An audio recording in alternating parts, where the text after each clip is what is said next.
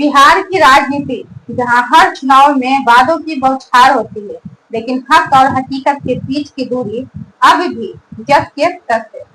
इन्हीं वादों और संघर्षों के बीच खड़ी हुई इंडियन डेमोक्रेटिक पार्टी। नमस्कार, आप देख रहे हैं नेशनल न्यूज लाइव 24 और मैं हूं आपके साथ रुचि। इसके संस्थापक राजकिशोर राज ने दलितों, पिछड़ों और अल्पसंख्यक के वर्ग के हक की लड़ाई को अपना मिशन बना लिया। सन 2009 यही वो साल था जब इंडियन डेमोक्रेटिक पार्टी ने बिहार की राजनीति में दस्तक दी। पार्टी ने एक बड़ा कदम उठाते हुए सरकार को 60 सूत्री मांग पत्र सौंपा।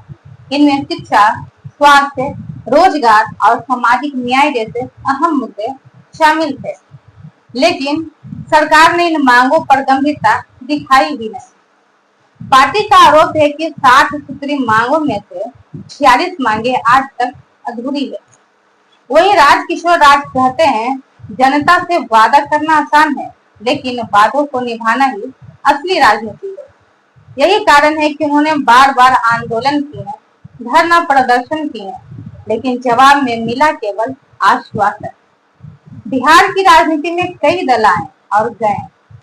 हर चुनाव में वादे किए गए, फ्री शिक्षा, बेहतर स्वास्थ्य, रोजगार के अवसर, लेकिन हकीकत यही रही कि गरीब और पिछड़े वर्ग की आवाज दबती रही। राजकिशोर राज का मानना है कि उनकी पार्टी का मकसद केवल चुनाव जीतना नहीं, बल्कि समाज में उन वर्गों को उनका हक दिलाना है जिन्होंने दशकों से नजरअंदाज किया गया है। 2010 में पार्टी ने मुख्यमंत्री नीतीश कुमार को 81 सूत्री मांग पत्र सौंपा।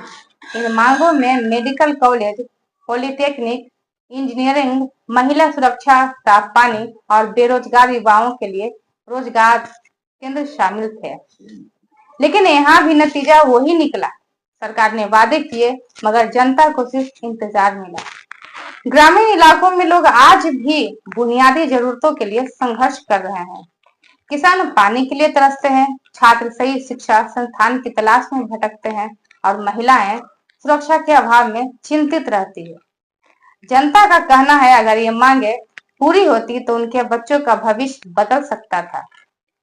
आज भी राजकिशोर राज राजनीतिक मंच से साफ कहते हैं, जब तक दलित, पिछड़े और गरीब को बराबरी का अधिकार नहीं मिलेगा, तब तक हमारी लड़ाई जारी रहेगी। उनका मानना है कि राजनीति सिर्फ सत्ता पाने का साधन नहीं, बल्कि आम आदमी की आवाज बनने का जरिया है। इंडियन डेमोक्रेटिक पार्टी की लड़ाई सिर्फ सत्ता की नहीं है, बल्कि विकास की है।